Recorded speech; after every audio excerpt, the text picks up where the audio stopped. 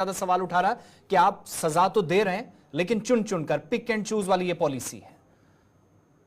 नहीं आतिफ जी, इसमें ऐसा कोई प्रावधान तो नहीं है कि किसी विशेष जाति को, विशेष धर्म को कहीं टारगेट किया गया हो। इसमें स्पष्ट रूप से छूट है।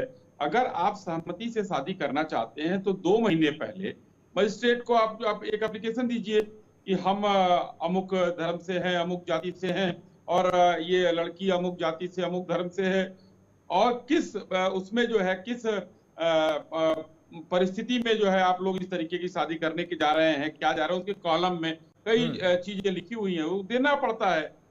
लेकिन आज एक जो है एक प्रथा नहीं, वो कुप्रथा चल गई है कि नाम छुपाओ और लड़कियों को जो है बहका फुसलाकर शादी कर लो। और शादी के बाद देखिए कई जगह शादी का झांसा, यहाँ पर सूटकेस कांड कई हुए।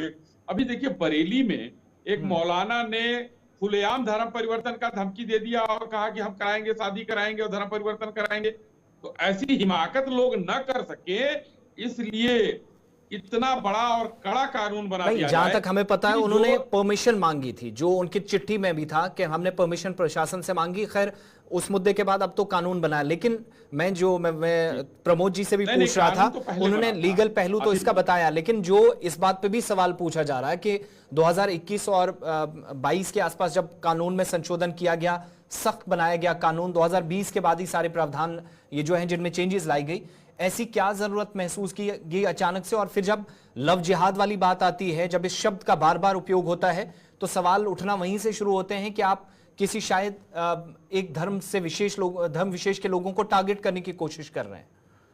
देखिए अभी हमें हमारे पूर्व पैनलिस्ट ने जो बताया, इसमें लव जिहाद तो कहीं है ही नहीं है। नहीं, नाम ही इसका अलग है। उत्तर सुन लीजिए, मेरा जवाब तो सुन लीजिए प्रभु। बोलिए बोलिए। उत्तर प्रदेश धर्म संपरिवर्तन प्रतिषेध विधेयक 2021, इसमें लव जिहाद कहीं ही नहीं है, नाम ही नहीं है उसमें। इसको तो मीडिया और विपक्ष के लोग, हमारे आशीष भाई जो है, इसको लव जिहाद का नाम दे रहे हैं, ऐसा थोड़ा ही है। और हमारे साथी जो मैंने सुबह से बहुत सारे आपके पार्टी नेताओं के बयान सुने, मैं इसलिए आपसे पूछ रहा था, बाकी इसमें तो कहीं जिक्र नहीं है। जरा आशीष जी, इतना लंबा नाम है इसमें इतना लंबा नाम है कि सबको याद होना मुश्किल है। मैंने भी पढ़ के बताया है, आपको याद नहीं है, तो इसलिए लव जिहाद लोग कह के और बाकी विरोधी दल के लोग उसको छोटा कर लेते हैं। लेकिन अपने आपके सवाल का जवाब देता हूं, आखिर क्यों। मैं वही बोल रहा था, इतने बड़े और कड़े कानून बनाने की आवश्यकता थी कि ये जमानती न हो, ये गैर जमानती है। पहले आपको मैं बताता हूं एक एक पॉइंट है। ये गैर जमानती है। पहले लोग छूट जाया करते थे। जो संभल में एक अपराध हुआ, संभल में पहला जो है घटना अमरोहा में हुआ था, अमरोहा लव जिहाद में 5 साल की सजा हुई थी। अब आजीवन कारावास की सजा, 1 करोड़ रुपए का जुर्माना कि लोग जुर्रत न कर सके, पहली चीज।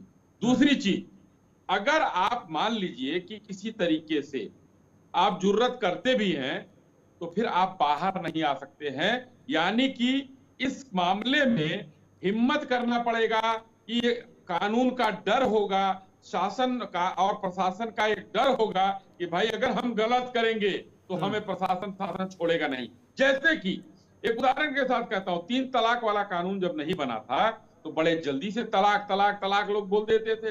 लेकिन अब देखिए कितनी कमी आई है उस डर से कि हमें जेल हो जाएगी। कानून बन चुका है देश में, तो देश में रहना है तो संविधान और कानून का, लेकिन तलाक वाली परसेंटेज में कोई ज्यादा कमी नहीं आई। ये भी मैं आपको सरकारी रिपोर्ट थोड़ी देर में उसका भी खुलासा दे दूं। जितना आप बता रहे हैं, मैं आपको बता रहा हूं, मैं अभी आपको रिपोर्ट का हवाला दूंगा जो सरकार के। आशीष जी, परेशानी